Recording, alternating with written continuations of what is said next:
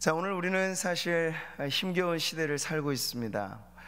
어제 우리가 공동의회를 통해서 한 해간 예산 결산하면서도 우리가 나누었던 것처럼 참 구미 경제, 우리 국가 경제 자체가 어렵죠. 가게 살림이 이만저만 사실 어려운 형편이 아닙니다. 그럼에도 불구하고 또 주님의 몸된 교회의 이 사역들이 또 모자람 없이 이어가게 하신 것이 또 하나님의 은혜인데요.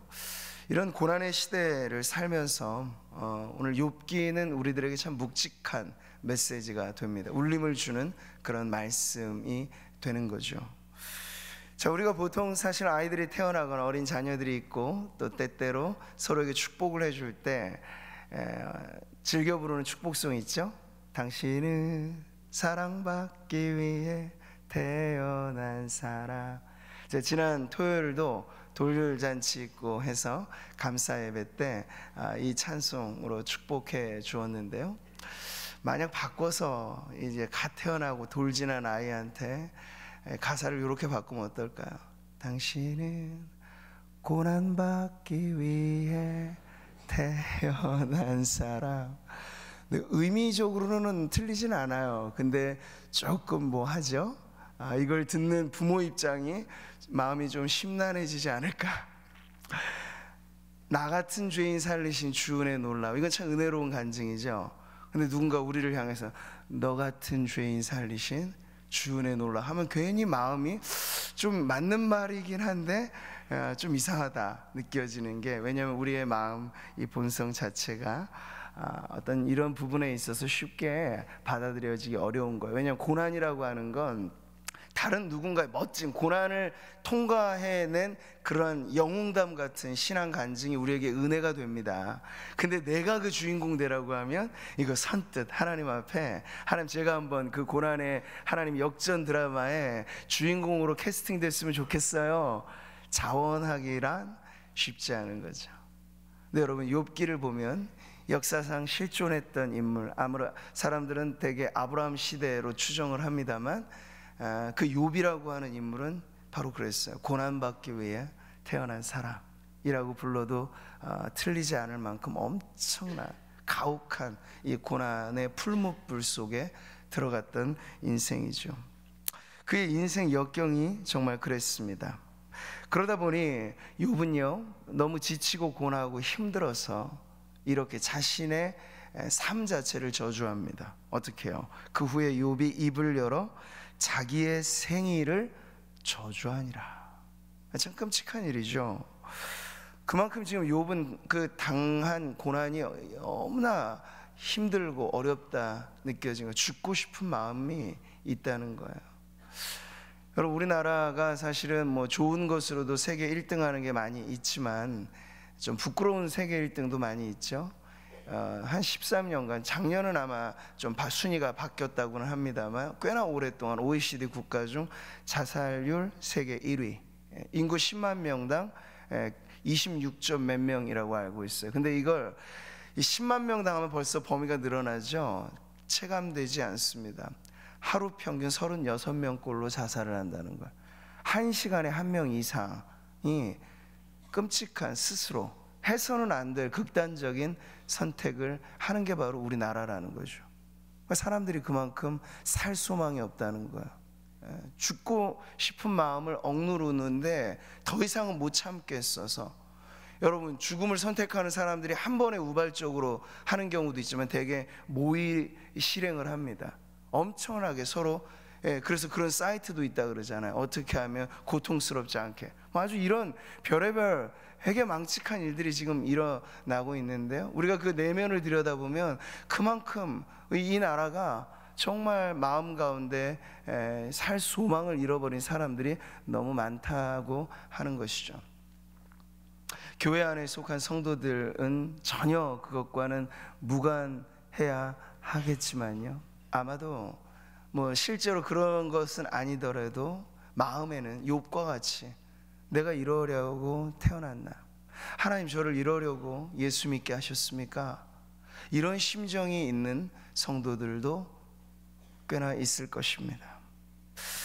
자, 우리는 그래서 욥의 이러한 아주 자기의 태어난 날을 저주하는 이 장면 보고 욥기를 여러분 쭉 한번 읽어보세요. 읽어보시면 이 연말과 연초에 이 고난의 시대를 우리가 돌파해 나가는 데 있어서 아주 묵직한 메시지가 있으니까 읽으면 쉽사리 욥에게 손가락질할 수 없다 하는 걸 알 수 있습니다.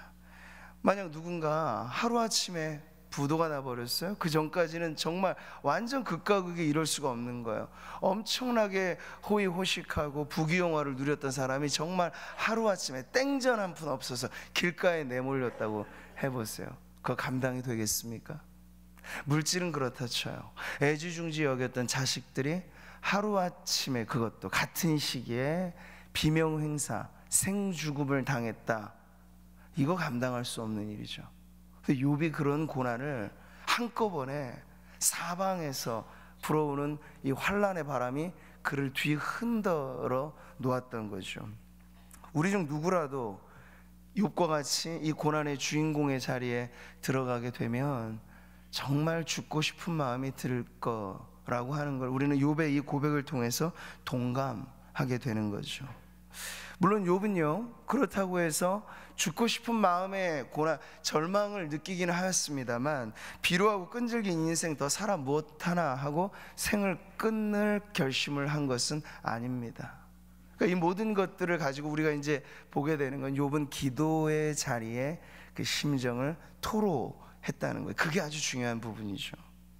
자, 근데 우리가 이 욥기가 꽤나 두꺼운 책 중에 하나예요. 장수가 꽤 늘어났습니다. 근데 그 이후에 상당 부분은 욥의 친구들 때문에 그래요. 이 초반에 등장한 친구들이 처음에는 서로 약속을 하고 신방차 온 거예요. 우리의 친구 욥이 고난을 당한다. 우리가 좀 위로해 줘야겠다 해서 같이 신방대원들로 3명이 왔단 말이죠. 근데 말이에요, 욥이 이렇게 자기 생일을 저주하고 너무 힘들어서 죽겠다 하는 그런 심정을 토로하니까 이내 위로하기 위해서 방문했던 그들이 욥에게 대해서 비난하는 그러한 태세로 전환하게 되는 걸 보게 됩니다. 그 세 사람의 친구는 축소된 세상을 보여주죠. 세상 안에서의 우리의 관계라고 하는 건 좋을 땐 좋습니다. 하지만 문제가 일어나면요, 그 느슨한 연합은, 이해타산적인 연합은, 나에게 무언가 주고받음이 있어서 맺어진 관계들은 그 주고받음이 유지되는 선에서만 결속이 되지만 그게 없을 때는 언제든지 등을 돌리는 것이 이 세상의 이치예요. 오늘의 친구가 내일의 적이 된다는 말을 우리는 곧잘 경험하게 되죠. 그러니까 그들은 위로하기 위해서 왔지만 본의 아니게 오히려 그들 때문에 욥의 고난이 더 가혹하게 느껴진 거예요. 그렇지 않아도 죽겠는데 공감이나 동감은커녕 오히려 욥에게 있어서 비난 일색에 세 사람이 말해요, 죽겠다고 아우성치는 이 한 사람을 두고 계속해서 비난하고 당신이 무언가 잘못한 게 있어서 그 모양 그 꼴이 됐다. 정리하자면 그런 역할을 하는 거예요. 그런 욥이 말하죠. 너희는 다 재난을 주는 위로자들이로구나. 세상이 그래요. 우리가 세상에서 위로받기를 원합니다. 무언가 힘들고 어려운 내 마음 어딘가에 풀어주기를 원하고 들어주기를 원해요. 근데 그게 잘 안 되는 거예요. 오히려 그것 때문에 되돌아오는 부메랑이 우리의 마음을 더 아프게 하는, 욥의 친구들의 섣부른 위로가 오히려 욥의 마음에 재난을 더해줬던 것처럼. 그러니 성도들은 어디서 위로를 받아야 됩니까? 이 재난을 주는 위로자들에게 위로를 얻을 길 없고, 오늘 우리가 기도하는 이 자리에 참된 위로가 있는 줄 믿습니다. 수고하고 무거운 짐진 자들아 다 내게로 오라. 예수님 말씀하셨잖아요. 주님은 우리의 멍에, 우리의 인생의 짐 모르시는 분이 아니세요. 동감하시는 분이세요. 채울하시는 분이세요. 아예 몽땅 것을 대신 짊어지신 분이세요. 그러니 우리 안에 크든 작든 마음에 위로받을 길 없어서 이 연말로 한 해를 마감하는데도 감사가 꽉 차 올라야 함에도 불구하고 여전히 남아있는 이 고통과 해결되지 않는 우리의 인생의 이 문제들, 어디서 위로를 받을 수 있겠습니까? 바로 기도하는 이 자리, 기도하는 이 시간, 물밑들 밀려오는 하늘로부터 임하는 위로가 우리 모든 성도님들에게 넘쳐나시기를 축복합니다. 욥기를 계속 읽어가다 보면 말씀드린 그 특징을 우리는 발견합니다. 욥은요, 탄식과 고통 중에서도 계속해서 기도의 줄을 놓지는 않는다는 걸 보게 돼요. 때로는 탄식으로, 때로는 독백하듯 푸념과도 같이 들려질 경우도 있어요. 그런데 욥의 모든 그런 고백들은 실상 논쟁적으로는 친구들에게 대한 그의 항변이기도 하지만 더 많은 것은 하나님에게 대한 토로예요. 여러분, 욥기뿐만 아니라 시편을 읽어보세요. 시편의 구구절절한 많은 말씀들이 고난 중에 성도들이 어떻게 하나님 앞에 마음을 토로하는가가 시편의 주된 시의 내용이라고 하는 걸 알 수 있습니다. 기도라고 하는 걸 여러분 너무 어렵게만 생각하지 마세요. 하나님 앞에 내 마음을 토하여 내는 것입니다. 하나님, 제가 참 힘들고 어려운데, 위로가 필요한데 지금 정말 마음은 죽겠다 싶을 정도인데 하나님, 저 어찌합니까? 제가 어디서 위로를 얻습니까? 이렇게 하나님 앞에 있는 마음 그대로를 아뢰는 것이, 그것으로부터가 우리의 기도의 출발인 줄 믿습니다. 욥은 그런 기도를 우리들에게 보여주고 있습니다. 그러니까 보면 욥의 친구들이 기도했다는 얘기는 한 절도 없어요. 근데 욥은요, 비난을 받고 자기 자신이 좀 모든 것을 탕진하고 어려운 중에도 하나님 앞에, 하나님 나 좀 도와주세요 하는 그런 마음을 절절하게, 그러니까 욥의 기도의 아주 주된 핵심의 내용이 뭔가가 바로 이 내용에 나와 있어요. 같이 한번 읽어볼까요? 내가 어찌하면 하나님을 발견하고 그의 처소에 나아가랴. 어찌하면 그 앞에서 내가 호소하며 변론한 말을 내 입에 채우고 내게 대답하시는 말씀을 내가 알며 내게 이르시는 것을 내가 깨달으랴. 욥으로 말하자면 그의 기도의 응답의 간절한 소망은 바로 그것이요, 하나님 만나고 싶다는 거죠. 하나님 말씀을 듣고 싶다는 거죠. 이 고난에 대해서 섣부른 위로자들이 하는 말은 도무지 위로가 안 되고, 욥이 정답을 몰라서 지금 힘든 게 아니잖아요. 해답이 안 되는 것이 어려운 거잖아요. 그러니까 하나님께서 제발 이 엉켜있는 내 인생의 실타리를 한번 좀 풀어달라는 거예요. 하나님 좀 나에게 말씀해 달라는 거예요. 일관된 기도는 바로 이것입니다. 하나님을 고난 가운데, 고통 가운데, 상실 가운데 만나기를 원하는 것이죠. 시편에도 이런 고백이 있어요. 사람들이 종일 내게 하는 말이 내 하나님이 어디 있느뇨 하오니 내 눈물이 주야로 내 음식이 되었도다. 욥의 친구들이 말하는 것도 결국 이 내용에 속해 있죠. 당신 그러고도 정말 하나님 믿는 사람 맞느냐? 하나님 정말 살아계시다면 당신의 삶이 어떻게 그럴 수 있느냐? 우리는 스스로에게도 그런 말을 하고, 누군가 우리를 보면서 당신 사는 모습이 그런데 과연 당신이 믿는 하나님은 전능하신 하나님 맞느냐? 사랑의 하나님 맞느냐? 사람들이 우리들에게 조롱하는 그런 상황에 우리가 처하게 될 때, 이게 우리의 탄식의 기도가 되는 거예요. 하나님, 세상이 우리에게 이렇게 말합니다. 예수 믿지 않는 친구들이 나를 보면서 그렇게 손가락질을 합니다. 하나님, 과연 나의 고통과 어려움 중에 주님은 어디에 계십니까? 주님이 나의 변호자가 되어 주십시오. 주님이 나의 인생 가운데, 내가 진정 망한 인생이 아니고 내 인생의 고난과 어려움은 있지만 그럼에도 불구하고 주님은 나를 사랑하신다는 사실을 주님 내게 말씀해 주십시오. 바로 그런 기도를 하는 것이죠. 하나님이 내가 고통 가운데 여전히 나와 함께 하신다 하는 사실을 듣고픈 것이에요.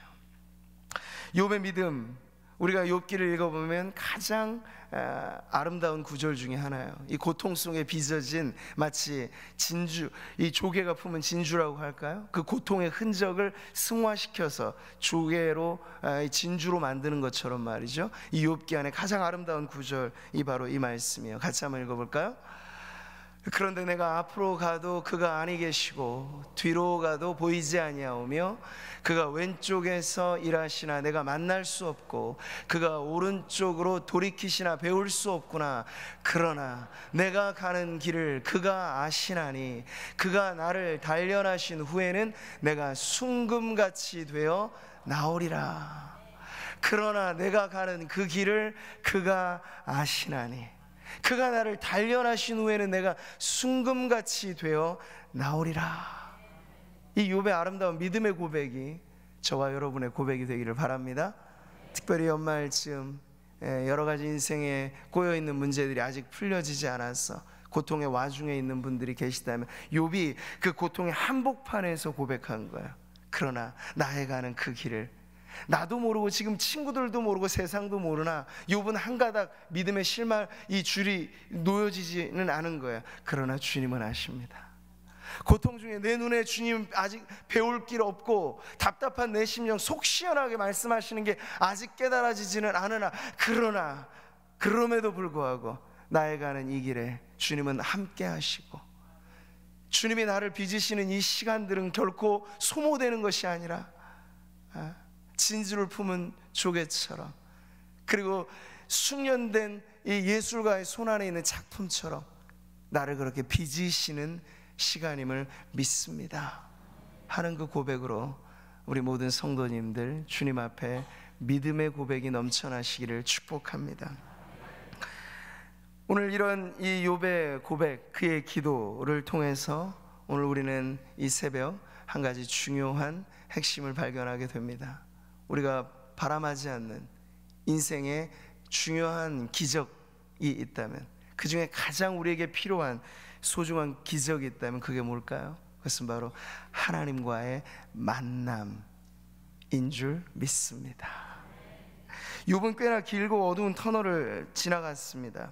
근데 오늘 본문을 이르기 전에, 오늘 저는 결론부를 본 건데요, 아주 결정적인 터닝 포인트가 생겨요. 욥기의 그 많은 내용들, 그가 탄식하며 부르짖었던 그의 일관된 기도의 핵심이 뭐라고 했죠? 하나님, 저 좀 만나주세요. 욥은 잃어버린 재산을 다시 찾게 해달라는 기도를 하진 않아요. 아주 그 부분이 중요해요. 욥의 절실한 기도는 하나님, 내 고난에 대해서 하나님이 좀 속 시원하게 답변을 좀 해주십시오, 말씀을 좀 들려주십시오 하는 하나님과의 만남을 그 간구하였는데, 바로 그때가 이르게 된 거예요. 욥기 대전환부 이 38장에 시작되는 내용이죠. 같이 한번 읽겠습니다. 그때 여호와께서 폭풍우 가운데서 욥에게 말씀하여 이르시되, 무지한 말로 생각을 어둡게 하는 자가 누구냐? 너는 대장부처럼 허리를 묶고 내가 내게 묻는 것을 대답할지니라. 위험 있는 하나님의 임재가 드디어 가장 때가 참에 이 욥의 인생 가운데 펼쳐져요. 근데 여러분, 이해되지 않는 부분일 수도 있어요. 하나님께 오셔서 마치 어린아이들이 달라할 때 사탕 발림과 같은 달콤한 위로가 있어도 모자랄 판에 하나님이 그러시지 않아요. 폭풍우 가운데 위험 있게 등장하셔서 무지한 말로 생각을 어둡게 하는 자가 누구냐 하면서 욥에게 말씀하세요. 너는 대장부처럼 허리를 묶고 내가 도리어 너에게 묻는 것을 대답할지 하면서 몇 장에 걸쳐서 하나님께서 쭉 창조의 섭리부터 하나님의 지혜와 오묘한 것들을 말씀하세요. 너는 대답할지니라 하면서. 근데 여러분, 이상한 것은요, 욥이 필요로 했던 것은 이 세상에 그저 달콤한 귓가를 울리는 정도의 그런 말이 아니라 하나님의 이러한 어미한 말씀이기는 합니다만, 하나님께서 욥에게 임재하셔서 들려주시는 이 엄청난 말씀을 듣고 나자 욥이요, 세상에서 위로받을 수 없었던 욥이 그의 심령에 뻥 뚫리는 그런 은혜를 경험하게 된다는 것을 우리가 오늘 이 말씀을 통해서 보게 되는 거예요. 왜 나만 겪는 고난이냐고 그렇게 하나면서 탄식하면서 하나님 정말 이러시는 거 맞습니까? 했던 욥이 말이요, 하나님께서 그 엄청난 말씀과 함께 그에게 등장하시자 그의 입은 오히려 다물어지고, 그리고 그간에 억눌렸던 욥의 그 모든 억하 심정이 하나님 앞에 풀어지게 되는 것을 보게 됩니다. 사랑하는 성도 여러분, 하나님의 임재, 그것은요, 우리가 그 앞에서 이 세상의 어떤 사람과의 만남과도 비교할 수 없는 우리의 인생의 대역전, 전환을 시켜주기에 충분한 하나님 우리에게 함께 하시는 임재가 바로 그와 같은 은혜요 기적의 역사인 줄 믿으시기 바랍니다. 그러니까 여러분이 모범답안을 가지고 하나님 저한테 이런 말씀을 해주셔야 돼요, 그렇게 하시면 안 돼요. 욥은요 전혀 전혀 뜻밖의 하나님을 만나게 되면서 하나님께서 이런 말씀을 하시리라고는 생각지도 못했던 거예요. 욥, 너 얼마나 힘들었니? 너 얼마나 고생했니? 내가 너를 이 따스한 품으로 안아주고 싶은데 내가 좀 바빠서 너를 신경 써주지 못해 참 미안하구나. 하나님께서 사과 발언을 하신다거나 그러질 않으시는 거야. 근데 여러분, 중요한 게 뭔가요? 하나님의 그 위엄과 거룩과 영광스러운 임재 그 자체가 실존하는 만남으로 이루어지자 욥은요, 그 앞에서 그 어떤 것으로도 대체할 수 없는 은혜를 받아버리는 거예요. 하나님께서 말씀하시고 트집지 않는 자가 전능자와 다투겠느냐, 하나님을 탓하는 자는 대답할지나, 마치 코너에 모시는 것 같아요. 그런데 이것이 욥에게 또 다른 상처나 아픔이 아니고 오히려 욥으로 하여금 그간에 억눌렸던 그의 심정이 완전히 분출되고 그야말로 치유와 회복의 자리로 나아가게 되는 전환의 자리가 된 거죠. 그래서 오늘 우리가 읽은 말씀에 나오잖아요. 욥은 드디어 변화가 되는데 그 만남 속에서 오늘 6절에 이렇게 변화되는 걸 보죠. 같이 한번 읽겠습니다. 내가 스스로 거두어드리고 티끌과 재 가운데서 회개하나이다. 어떻게 이런 회개함이 일어날 수 있을까? 친구들은 조목조목 아주 논쟁적으로 사리분별을 정확하게, 선후관계 분명하게 논리적으로 따져 물으면서 했어요. 그런데 여러분, 사람이 변화되는 건 논쟁적인 말이 아니고 하나님의 말씀이 우리를 변화시켜주는 줄 믿습니다. 오늘 여기 모인 모든 성도님들과 함께한 우리 자녀들 마찬가지예요. 우리의 인생이 진정 뒤집어지듯 변화되는 것, 그리고 억눌렸던 우리의 심정이 치유되고 회복되는 건요, 달콤한 몇 마디 말로서가 아니고 그건 일시적인 위로를 줄 수는 있겠습니다만 진정 우리를 뒤바꿔 놓는 변화의 핵심은 하나님과의 만남의 자리, 바로 그것입니다. 여러분, 오늘 욥이 받은 응답의 기적이라고 하는 건 바로 이거예요. 내가 주께 대하여 귀로 듣기만 하였사노라 이제는 눈으로 주를 배웁나이다. 그간에는 귀로만 들었던 신앙이요, 그간에는 머리로만 알았던 신앙이요. 그런데 고난이 불어닥치자 귀로 듣고 머리로만 알고 있는 신앙은 한순간 무너지는 걸 보게 되죠. 그런데 욥의 신앙이 이제 더 두터워지고 마치 대나무처럼 이 고통의 마디를 더해서 더 곧게 올라가는 모습처럼 욥이 더 성숙한 신앙으로 나아가게 되는 지점이 바로 이거예요. 귀로만이 아니라, 이 머리로만 아니라 하나님 내게 오셔서 들려주시는 하나님의 말씀, 폭풍우 가운데 임재하셨다는 건 하나님의 거룩과 영광과 위엄과 전능과 하나님의 모든 성품을, 그 성품과 속성 그대로를 드러내시는 방식인데, 그렇게 하나님을 만나고 나자 욥의 인생에 놀라운 변화가 일어나게 된 것이죠. 저 오늘 말씀을 결론하여 우리에게 오늘 첫날 이 특세 함께 기도하는 모든 성도님들, 앞으로도 기도의 제목들을 가지고 주님 앞에 나아갈 때 그 모든 것을 마음에 품고 기도하시되, 정말 우리에게 필요한 기적이 무엇일까? 각각의 성도들의 삶의 다양한 형편 속에 있으시지만 모든 다양한 삶에 있어서도 우리가 한 가지 공통하여 필요한 진정 기적 중의 기적은 욥이 만난 하나님, 우리도 만나야 할 줄 믿습니다. 이것이 우리의 다친 갑갑한 심령을 뻥 뚫어주는 진정 은혜의 자리가 될 줄 믿습니다. 믿음의 3대, 4대를 이루는 가정 안에서 신앙의 세대 전승이란 다름 아니에요. 부모 세대가 만났던 하나님을 자녀 세대도 만나는 것인데, 인격적인 만남, 살아계신 하나님과의 만남, 교육만으로는 안 되고 머리 신앙만으로는 안 되는, 부인할 수 없는 하나님의 존재와 하나님의 살아계심 앞에 우리 자녀들이 욥과 같이 나올 수만 있다면 그 인생은, 여러분, 그 훗날은 걱정하지 않으셔도 됩니다. 하나님의 만남이 흔적이 있는 인생은요, 조금 방황을 할 수 있겠지만 반드시 돌아옵니다. 하나님이 한번 스쳐 지나간 만남의 이 흔적이 있는 성도들과 자녀들은요, 이 고난의 풀문불 속에 들어갈 수는 있어도 결코 그것으로 허물어지지 않고 하나님께서 반드시 지켜주셔서 더 욥이 고백한 것처럼 그가 나를 단련하신 후에 순금같이 나오게 되는 더한 축복, 고난 이후의 축복이 우리에게 임할 줄 믿습니다. 여러분, 오늘 댁에 돌아가셔서 욥기 42장을 한 번 더 찬찬히 읽어보세요. 모든 것이 이제 하나님만과의 만남 이후에 역전이 됩니다.